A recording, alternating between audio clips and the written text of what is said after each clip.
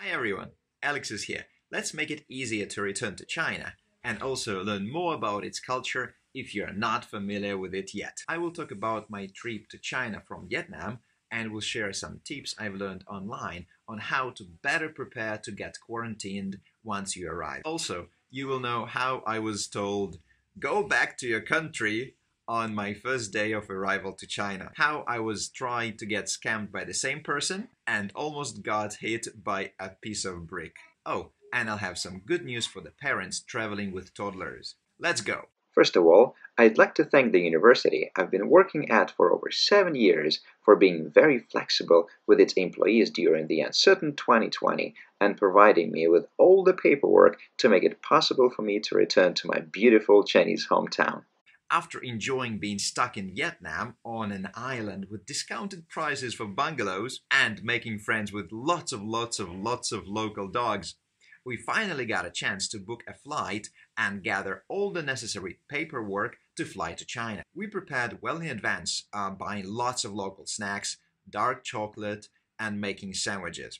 The reason for making sandwiches is that I've heard that some Chinese airlines stopped providing hot meals. So that means that you would only get like a plastic bag filled with cookies or other dry snacks, and you may not feel full during the travel. Secondly, I've heard that it could be possible that you would not be allowed to buy prepared food from outside. That's called Waimai in China. And some people are not even allowed to shop online or receive packages when they are quarantined in a hotel in China. And a little tip, if you're preparing for your return to China, just make sure that you are ready for any kind of force majeure and you have some time in reserve. Here's my example. My son locked himself in the bathroom 30 minutes before our taxi showed up. Luckily, our hotel manager was able to get help quickly and break the door. So we left our island and flew to Ho Chi Minh, the second largest city in Vietnam, to do the COVID test and board our flight.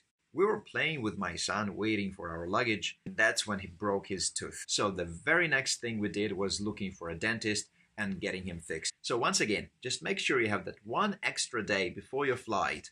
Of course, if your trip is as much awaited by you as it was by me. The next step was getting tested in the international clinic and getting the results submitted by the Chinese consulate, which could be done online. The test turned out to be the most expensive I've ever heard about. It was $143 per person. And how much is the test in your country? Please leave the test price here in the comments. By the way, the test was done rather gently, and it was a nasal swab for adults and a throat swab for toddlers. 2 days later, we arrived at the empty international terminal.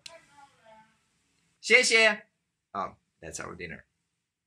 We got checked in after all our papers were checked by 5 different customs officers. I literally could not wait to board the plane. Well, because until the very last moment, I was not 100% sure that the flight would not be cancelled, because our previous flights were all cancelled. Then we stared at K-pop style safety instructions video. And yes, it was like the first time ever that we actually watched it. We didn't need our sandwiches because we actually got very nice meals from Korean Air.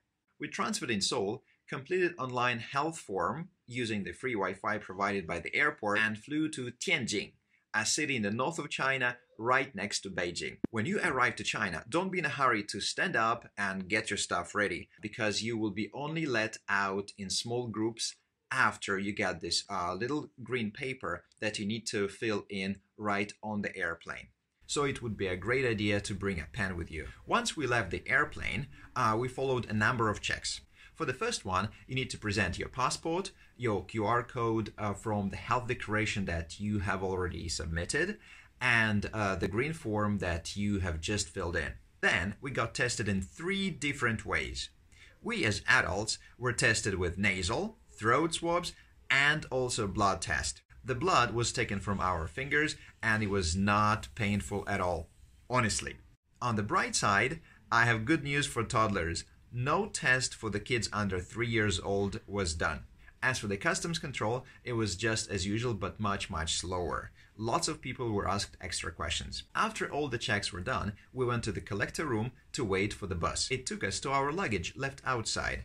We were responsible for picking it up, and loading on the bus. Once I located my luggage, I brought it to the bus and I saw a guy wearing a white protection gear, let's call him a good guy, helping an elderly couple to push their bags inside the luggage compartment, which by that time was already full. Suddenly, another guy wearing a red jacket, we'll call him a bad guy, started shouting at the first guy, using really bad language in Chinese, for putting a piece of luggage on his suitcase. The nice guy said that the bad guy could just put his own on top and switch bags. Then the bad guy just threw the old couple's bags outside the compartment. At that point, the good guy lost it and started arguing back. And immediately the bad guy fell on his back, pointed at the good guy and started shouting, "Look, look, he pushed me. Have you seen that?" Chinese culture point. It doesn't really matter who is right, who is wrong, and who actually starts the conflict, but it really matters who the injured party is. So, some dishonest people are using this law designed to protect the weaker ones, to sue others, jumping in front of cars and faking traumas. Personally, I've never seen it myself, living in China for 8 years, so please don't make the conclusion that it's a very, very widespread case.